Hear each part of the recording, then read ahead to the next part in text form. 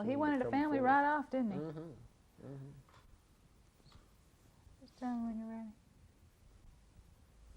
Glance off my book. Okay. All right. Bill, what brought this about? What brought this campaign about? About 2 weeks ago, I decided that we needed to do something a little bit unusual for Chambers County. You know, as far as industrial recruitment goes and any opportunities to get help from the ADO at the state level, we have traditionally competed with 66 other counties.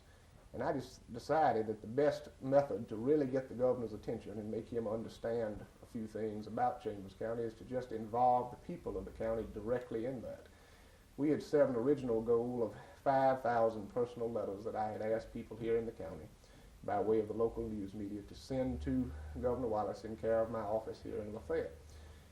The first day was sort of slow, but within 2 weeks' time we have well exceeded that and have a count today of 10,094 letters still coming in and still substantial prospects of that. So we're working, I have extra help here at the office that are compiling these for a presentation to the governor. Now, in a sense, it is symbolic, but what I want him to understand are two things. One is that the people here in this county are politically strong, that jobs is the issue, the single issue on the minds of people here in Chambers County, and that we expect him to exercise the discretion that he has and have the Alabama Development Office put a real spotlight on Chambers County. We have seen a continuing pattern of slowdowns in the textile industry here in the county. As we discussed, the closing in February of the Avondale Mills facility here in Lafayette that had been in operation for 40-some odd years finally shut down.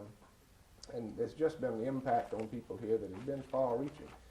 People have been discouraged, people have been nervous, but people here are still a very proud, hard-working people who are not looking for assistance of any kind other than, as I've said, a chance to show off this county. We're an excellent economic location in terms of transportation. We have a really fine, trainable and retrainable workforce here in the county, and a substantial number of young people who I think would prefer hundreds to stay here at home rather than look for jobs outside the county. So we have got to, I think, begin a gradual, reasonable shift away from the traditional reliance solely on the textile industry, because there are factors in the nationwide and international textile market that are beyond the control of people in Chambers County or Governor George Wallace or even possibly at the national level. There are just some import problems that continue to plague the industry, and for a county like this county that has been reliant for over a century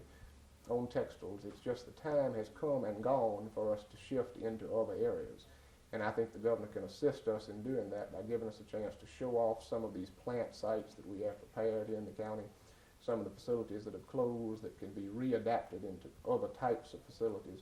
And so that's part of what these letters represent. I'm just showing to him that the people here in this county need his help, but expect him to do this for us. And the letters themselves, an actual count, is probably not even a clear picture of the strength of this particular campaign, because most of the letters were signed by 2 or 3 people or whole families. And so I believe that this stage of what I call Project Rescue here in the county, that's the first stage, the letter writing campaign, has involved well over 2/3 of the population of the county. And it's just, I don't see any way that morally the governor can ignore this plea for help. And I'm going to present that to him in a very positive manner. It's not in any way anything other than a show of respect for his authority as governor and a request for his emergency aid to this county. There's not any way that the governor can mandate or the legislature can legislate where industry locates, but I just want to showcase this county and bring as many prospects here as we can, and then it's up to the local officials and local people to roll out the welcome mat and try to keep them here. You just kind of feel like the writing's on the wall about textiles. You're not even going to try to improve that industry, or you don't see any way of helping that industry. Is that the way? Let me stress this, and this is going to be one of the principles that we're going to operate on in the Project Rescue program that we're going to design over the next year. We appreciate the existing industry and job providers that we have, particularly West Point Pepperell and Russell Corporation and some of the other mills. We hope fervently to be able to keep them and keep them happy and keep them prosperous and profitable here in the county. We just have got to develop alternative employment opportunities because with the import issue injected into the textile industry internationally, there is just a sense of uncertainty here that people just don't know what to expect, and we're trying to restore the general confidence and spirit of the working people in the county. Okay. Right now, that I want to, that it's not too late, and it is late, but not too late to begin thinking about other types of job providers. And there's just not any doubt in my mind that the governor of Alabama, under the law that sets up the Alabama Development Office and their operating policies, has a broad discretion in meeting at the state line to come into the state, but they all, especially these international companies, all filter through the ADO. And we just have not been shown off in the past like we need to be. And so it's just going to be a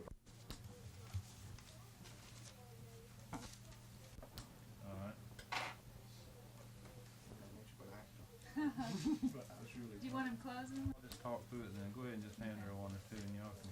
This is one of them, huh? This sad one about can I take it in the washroom? Do you have any that mention textiles specifically?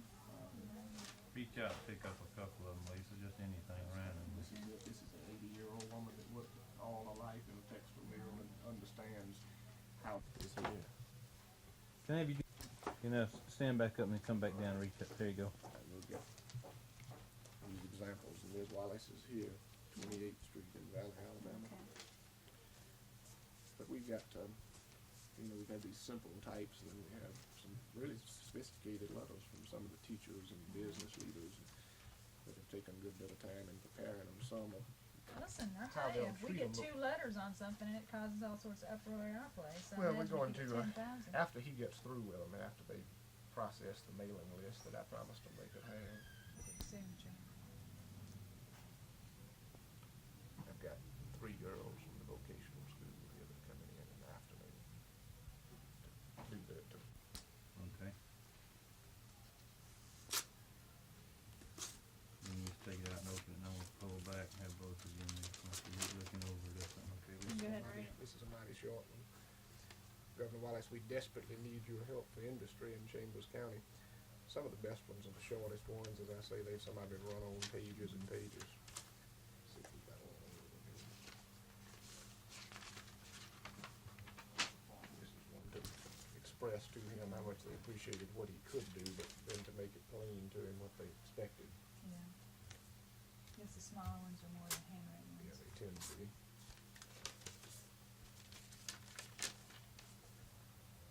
Please help us in finding some new industry for Chambers County. West Point Pepper owns the water system and the railroads in the valley, most of the land.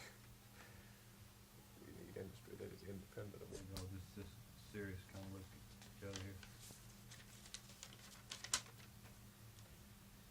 We need your help here in Chambers County, Alabama. We are senior citizens and have lived here all our life. We are very concerned about our children and grandchildren coming up in our great Chambers County. We have supported you all these years, and thank you for being our governor. You have done a great job, and we appreciate your work. Please help our county in this trying time.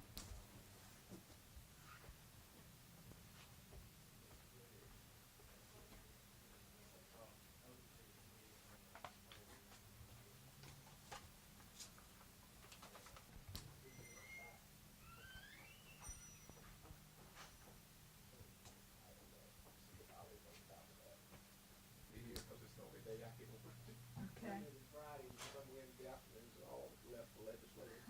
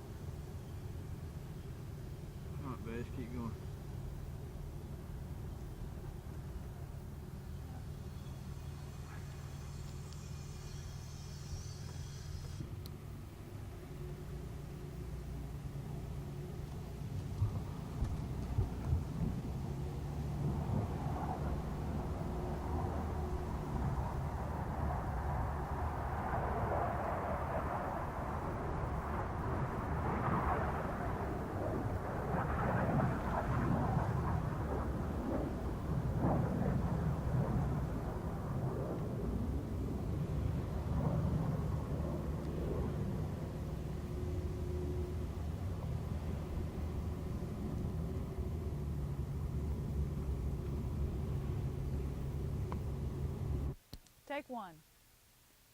This textile mill was built in Lafayette in 1922. Avondale Mills operated it for the past 40 years, but in February it closed. The textile industry in Chambers County is hit upon hard times, and the people here are worried. All right, take two. Take two. This textile mill opened in Lafayette in 1922. For the past 40 years, it was operated by Avondale Mills, but in February, it closed. The textile industry in Chambers County is hit upon hard times, and the people here are worried. Take three. This textile mill was built in Lafayette in 1922. Avondale Mills has operated it for the past 40 years, but in February, not operated it, not has operated. Okay, take four. Take four. I'll wait till this truck. Take four. This textile mill was built in Lafayette in 1922. Avondale Mills operated it for the past 40 years, but in March it closed. The people in Chambers County are worried. What am I saying? Take five. This textile mill was built in Lafayette in 1922. Avondale Mills operated it for the past 40 years, but in March, take five. This textile mill was built in Lafayette in 1922. For the past 40 years, Avondale Mills operated it, but in, take six. This textile mill was built in Lafayette in 1922. For the past 40 years, Avondale Mills operated it, but in March it closed. The textile industry in Chambers County is hit upon hard times, and the people here are worried. Okay. Wayne, why did you write Governor Wallace? I think because that when the mill closed here, Avondale closed, that they told us on kind of import, and even cheaper jet out of Alabama. He got poor, he can put industry in this county if he would help us to do that. And we sure would appreciate anything the government can do for us here in effect in Chambers County area here. What are you going to do? What do you?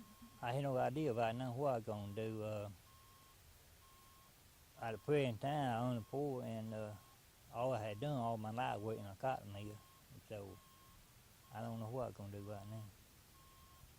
So it'd be up to the government. We hope the government will help us come in the county here and do something for us, because people in this county are unemployed and they ain't paying no Alabama tax to hit Alabama to grow, you know. So I don't know what I'm going to do right now. Okay, well thank you. I sure hope something works out for you.